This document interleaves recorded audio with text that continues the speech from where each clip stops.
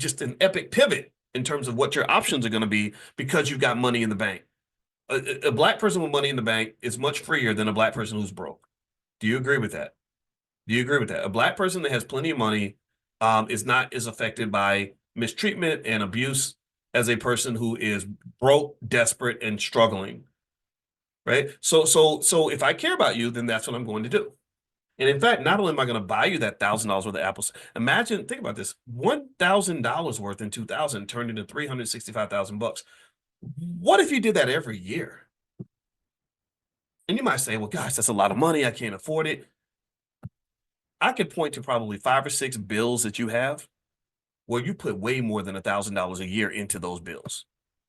Your car note, if your car note was between $300 and $500 a month, $300 a month is $3,600 a month that you've invested in the future of the person that sold you that raggedy ass car that you probably can't even drive no more.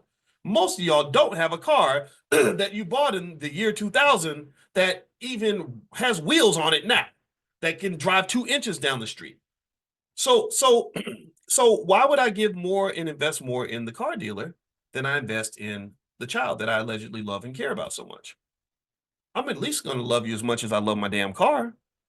And let me just tell you, the math grows exponentially. When you talk specifically about the example with Apple stock, the math grows exponentially if you're investing that amount of money every year.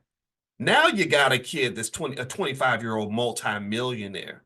Now you got a kid who's 25 years old, who's a boss, who can literally go and command other people if they want to, and get and pay others and create jobs and live their best life at an epic level. Now you're playing the game with the big boys. So again, that $1,000, if I did that once a year, my kid's sitting on, $2-3 million now.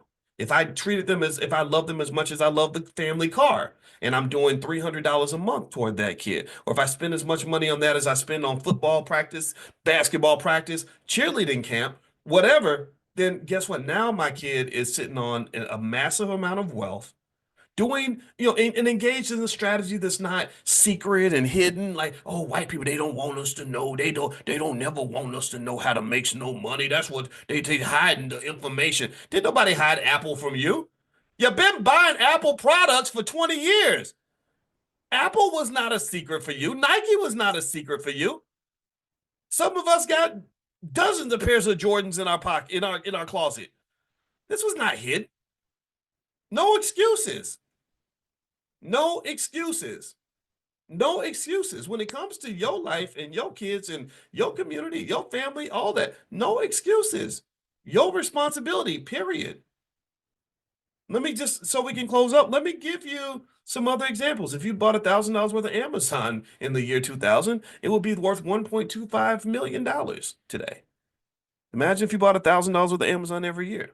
If you bought $1,000 worth of Tesla in 2010, not 2000, 2010, it would be worth over $250,000 today, 270,000. If you bought $1,000 worth of Nvidia in 2000, you would have $660,000 today. If you bought $1,000 worth of Microsoft in the year 2000, you would have only $24,000 today, but that would still be a lot of money. Okay, so and I got to double check that stat on Microsoft because I think it's actually bigger than that. But my point is to say that consistent investing is what makes people wealthy. It's what protects you from the economy. It allows inflation to become your friend and not your enemy, and it ultimately liberates you and everybody around you.